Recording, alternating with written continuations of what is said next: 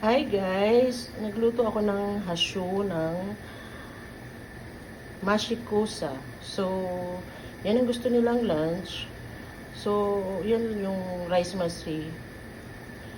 Actually, before may ginawa na akong video niyan, pero hindi ko alam kung ano.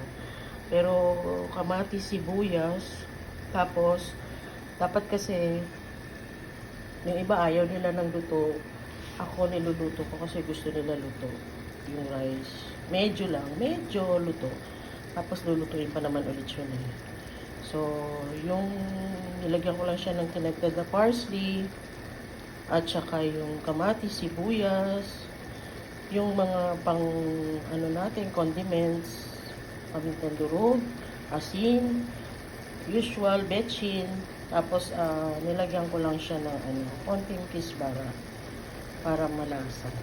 Tapos yan, nilagyan ko siyang konting lemon and olive oil.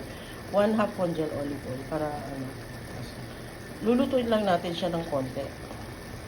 Yan. Tapos pag malamig na, lalagay natin siya doon sa loob ng mga zucchini. Ayan, ganyan lang siya. Medyo, kumbaga sa pasta, medium rare. Kasi lulutuin pa naman natin. Ayan. So, palamigin natin at ilalagay natin sa zucchini. Kung ano man yung ilalagay natin mga gulay. So guys, ayan na yung nagawa natin na zucchini. May bell pepper na dilaw, may bell pepper na green. So, kung ano yung choices nyo na gulay. Ayan, nilagyan ko na siya ng kanin sa loob. Tinanggalan ko siya ng sa loob yung kusa, yung zucchini. Tinaglalan ko lang siya ng sa loob, ng laman. Ganon. So, mag-isa na tayo ng sauce. So, first, maglagay muna tayo ng oil, of course. Oil.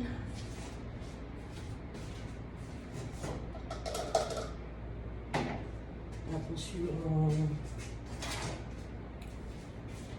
yung sibuyas na giniging natin.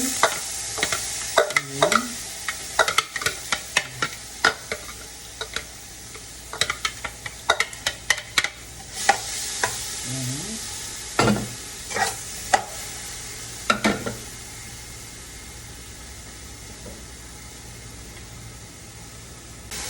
Yung ating kamatis. Blender.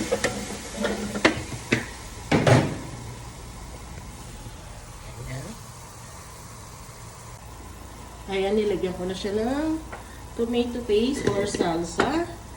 Lagyan natin siya ng paminta.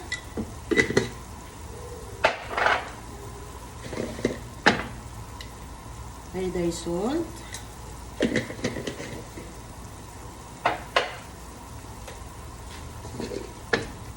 Konting bubang. Ayan. At ngayon, lagay na natin yung mga gulay. Ayan. Lagay na natin siya. Ayan. Ayan. Ayan. Ayan. Lagay natin siya ganyan. Yung zucchini. Ayan. Lagay na natin siya isa-isa. Hanggang sa maluto siya.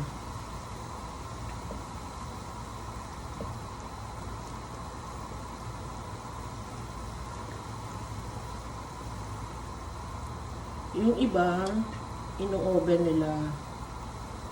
Pero kasi ito, ayaw mong alaga ako ng oven. So, luto na lang natin siya ng ganyan. Okay din yung oven, kaya lang, syempre, mas gusto nila yung luto. Ayan. So, tatakpan na natin siya.